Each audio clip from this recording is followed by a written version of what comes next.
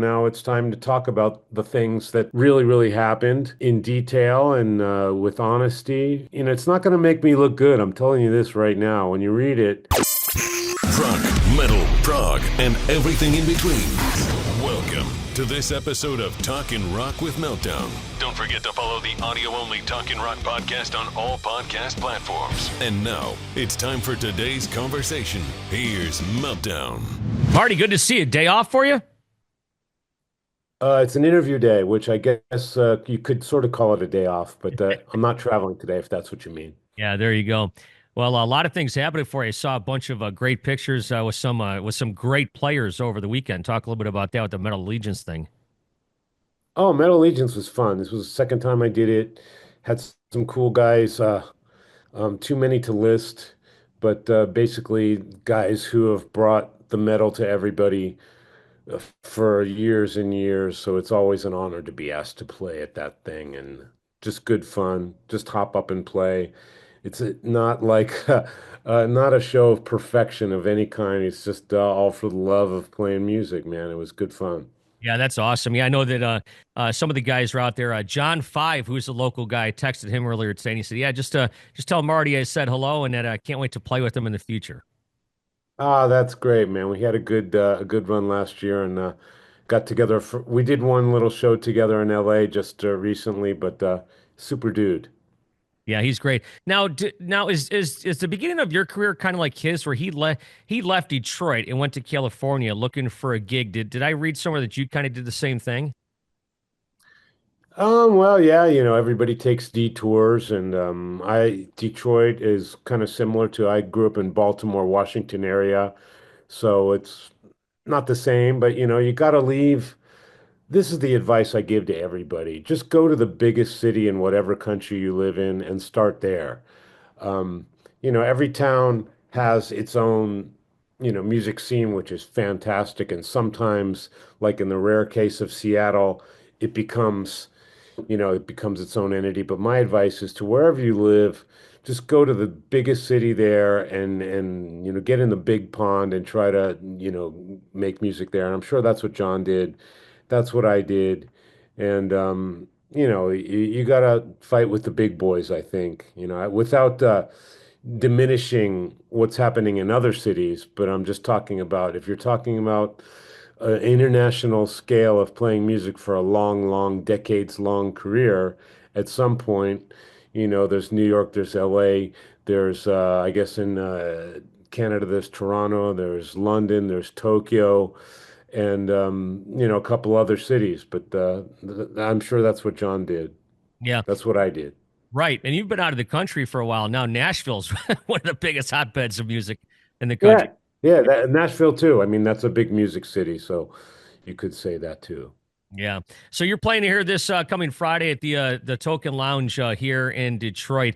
You've had some. I was thinking about this earlier today. You guys played our Christmas show back in the late '90s, and I think Ellefson was telling me that you guys flew in from Buenos Aires, went to Miami, then came to the show in Detroit. Man, do you remember that show with Dee Snider hosting? Yeah, I wouldn't remember that at all. Yeah. I literally played a couple thousand shows probably since then. But yeah, Detroit is always a wonderful place to play and always loved it. And a great thing, I think last time or two times ago, my guitar player Naoki, when we played in Detroit after the show, all kinds of girls from there was like a dance club. I don't know what you call those here in America, but all the girls from the club came, got backstage with my guitar player Naoki, and he's like the most innocent, nicest, most polite Japanese guy you ever met. At that time, he spoke literally zero English. And these girls were just all fawning all over him. And he was eating it up so much. He's like, they're all in love with me. They're all in love with me. And we have been teasing him about that relentlessly for about 2 years. And so when we play in Detroit again, it's going to be some kind of explosion happening on stage. I can tell you that right now because he thinks that's going to happen every time he comes to Detroit. He's got that one circle on his calendar. Yeah, I know that Yeah. I know that you played thousands of shows. Ellefson remembered that, and I was like, "How do you remember that?" Like, I remember interviewing the guys from Stone Temple Pilots. They remember playing a show back when they first started. Well, three of them did, anyways. But you never know what you guys are going to remember, what you're not going to remember. I suppose through all these years. Yeah, I mean, it's you remember certain gigs certainly, and I remember many gigs way before that even, and like I just wrote an autobiography called Dreaming Japanese, and of course there's a lot of gigs outlined in that book, um, from like childhood gigs through now, and little very distinct and clear details about things that happened and feelings that between people that happened at these shows. But, any kind of festival or, whatever show that we did at any particular given time, there's like you said that with the show you're talking about, we were probably doing tons of traveling. We were probably all completely jet lagged zombies when we did the show and probably didn't remember much about it the next day. But maybe some of the members of the band remembered that for whatever reason. You're right. People remember different things. Yeah, I think David remembered it because Dee Snider was hosting it. But you just mentioned your book, Dreaming Japanese. This is probably a hack question, but what did you learn about yourself, writing this book?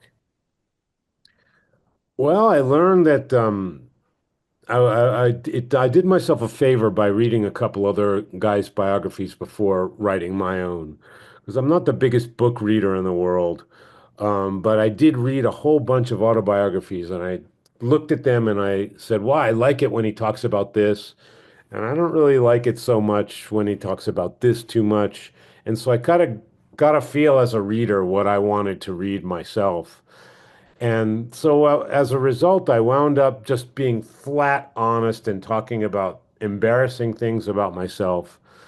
And I didn't always paint myself in a good light, because it's easy to want to try to not change history, but talk about the good things that you've done. And but that kind of reads like a resume, as I was finding when reading other guys' stuff. So I'm like, people know all the good stuff I've done. They don't know the personal stuff. They don't, I want to give them things that they don't know, even if it's embarrassing, family stuff. I want them to know the person, because I never ever talked about private things ever in rock interviews and stuff. You talking about tours and albums and whatever it is. But this time I'm talking about relationships between family members and wives and band members and personal things, personal details about band life that never really come out, because when you're on tour, you're talking interviews and your agenda is one thing, bring people to the shows or sell records. It's not to talk about a personal riff that's going on between band members, but this is the time, and I'm definitely not the hero in all of these stories. And I think the fans are going to really enjoy knowing what it was like for me in every stage of my career. A lot of people in your area might know me from Megadeth, so they're going to know all the Megadeth stuff that was never disclosed while I was in the band. And for my bands before that and bands after that and my career in Japan, all the stuff that was not in interviews and kind of private stuff, for better or for worse. It's just flat truth. It's not making anybody look good. There's not like any sunshine up anyone's skirt, but it's just telling the absolute truth from my perspective. Yeah, and I guess I was kind of surprised, and probably a lot of people were by how your time in Megadeth ended when you were literally what stressed out, kind of maybe losing it a little bit. I lost it big time, and I never really talked about this because once I left Megadeth, I stopped doing interviews about Megadeth completely. And I made it a clause in any contract having to do with a live appearance or anything. It's like you can't mention Megadeth in the marquee or in the advertisement or in the headline or anything. And I did this for like 23 years. And but in an autobiography, that's a big part of my history. So now it's time to talk about the things that really happened. and in detail and with honesty and with respect to that period of time and respect to the people in the band and the people around the band. Talk about, our managers and our crew and of course the members in the band and my relationships with them and believe in the band. It was, it's not going to make me look good. I'm telling you this right now. When you read it, I didn't leave the band on the nicest terms, and I don't want to say screwed the band over, but it wasn't a really nice thing that I did. Of course, I had absolutely no choice to do what I did, and you'll see why. But, I feel really bad about the way I left the band and the situation I left them in. And you can see that in the book, why it turned out that way.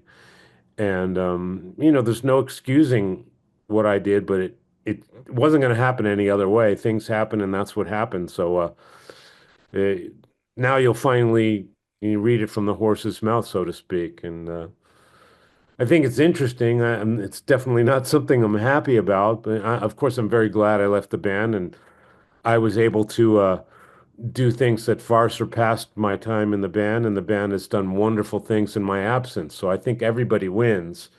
But at that period of time, it wasn't nice for anybody, and I think that's what makes for interesting reading. So I think people will at least they'll get some closure on it. They'll know the whys and the whos and all that.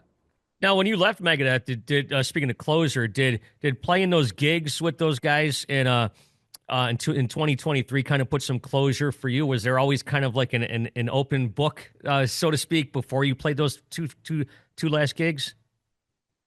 Yeah, especially the Budokan show in Japan. That was kind of the one thing that was hanging over. I left the band, it was over and all that, and we all went on to do our own things and have our own great successes. But when you're in a band, especially like a Megadeth, at the level that we were at, there's a bond in there that is like in some ways deeper than family. And we all knew, especially myself and Dave Mustaine, we all knew that the desire to play Megadeth together, to play Budokan together, that was just something. It's like one of those small kid time dreams, you know what I mean? It was something that meant a lot to us at the time. And even though we went our separate ways, it was one of those unfinished business type of things. And in the interim, I had played Budokan several times, in other projects in Japan and by myself and all kinds of different things. But not with Megadeth. And Megadeth was the first time in my life and in Dave Mustaine's life that we actually had our first shot at doing it. And it didn't come to pass. And so the first time and the first six, seven times I played Budokan, it wasn't with Megadeth. So when we both had the chance to play it together, it was a big celebration. Um, you know, Getting there is a big deal, and they got there without me. So I was proud of them for doing that, and I was honored to be asked to play there with them. It was a celebration of what I'd done and also big celebration of Megadeth's success without me. So I was their biggest supporter and glad to be there. And it was kind of a love letter to the fans and a celebration for us. So it was definite closure. Yeah. Whenever. That's, oh, that's, yeah, go ahead. Oh no, go ahead. You're going to say. I'm sorry. No, I was going to say that's, outlined a lot with a lot more personal details in the book, but I mean, it was a moment of closure for sure. Whenever I see a guitarist that joins his former band on stage somewhere like that, I always think of that Spinal Tap moment where Nigel is off the stage and he just. Of course, that's not what happened with you, I'm sure. Well, no, I mean, we were in Japan. I mean, it was Spinal Tap. It happened in Japan. So, that Spinal Tap, it's kind of a meme, I guess you would say, with like big reunions in Japan, and Japan is like this goal for rock musicians.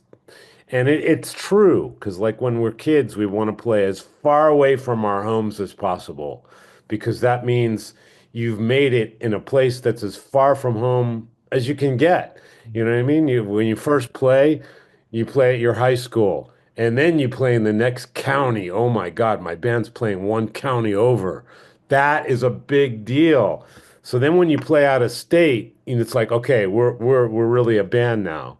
So then when you get international, maybe you go to Canada and it's like, wow. So like when you're a kid and you want to be you want to do this for a living, even subliminally playing as far as possible from your home is like the biggest dream. So when something like a Budokan exists where the heroes have played, the Beatles played there, Kiss played there, Judas Priest, and I'm leaving everybody out. All the greats have played. Cheap Trick at Budokan, who introduced Budokan into the lexicon of rock language.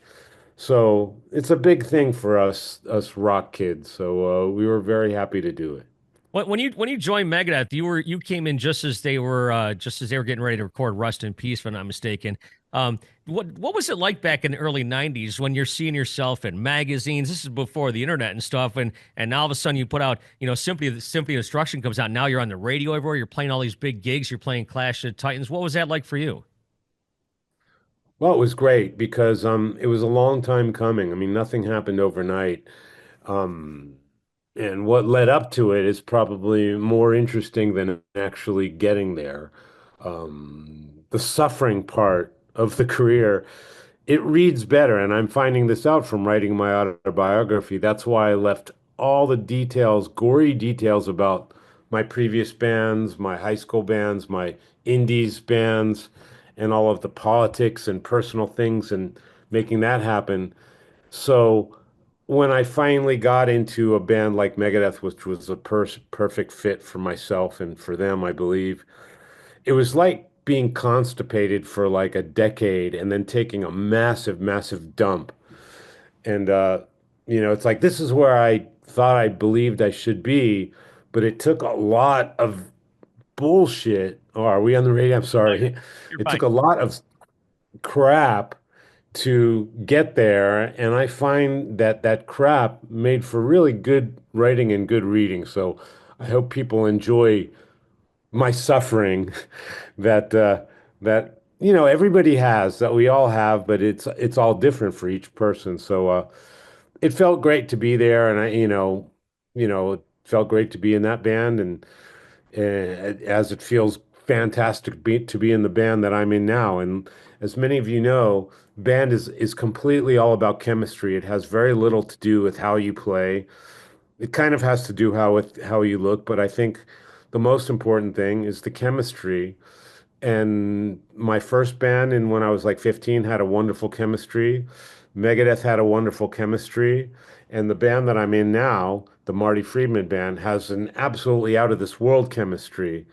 And those are the rare things. You can put a lot of good musicians together and make music. You can't make chemistry, it just happens. It's like the lottery. So I've been fortunate three times in my life for that. And it's a big thing. It's funny. Bumblefoot one time described the Chinese democracy record to me using well, I can't get into the phrase he used, but it was something to do with a porno star. But it's funny how you just mentioned how it was like being constipated. You guitar players have a way with words, I guess. Yeah.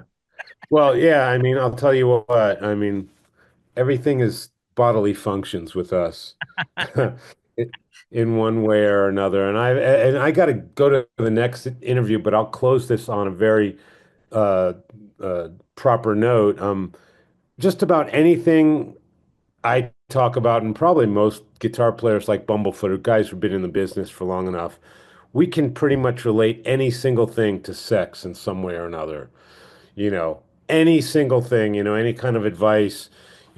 People ask me for advice all the time. So I'm like, related to sex. If you practice at home all the time, you're going to get good at practicing at home. If you go out and do it with others, you're going to get good at doing it with others. Every single thing that you learned about sex applies to music and vice versa. Dexterity and sense, having some sense and warming things up and going slower and faster and reading your crowd. It's all the same thing, man. So anything that you know about music can be applied to sex, and anything you know about sex can be applied to music, and that's going to save you a lot of time learning. Yeah, and I suppose how you finish, right? That's just, gotta get end up in Yeah, yeah. Don't finish too soon. You know, your set is supposed to be 90 minutes. Don't finish at 65 minutes. You know what I mean? But don't go over, there's union fees to pay. Every single thing can be related, brother. That's awesome. Well, Ellison says hello. I just talked to him earlier today. Dreaming Japanese is out. We'll see you here at the Token on Friday. And safe travels. And thanks so much for your time, Marty. Thank you so much. I appreciate it.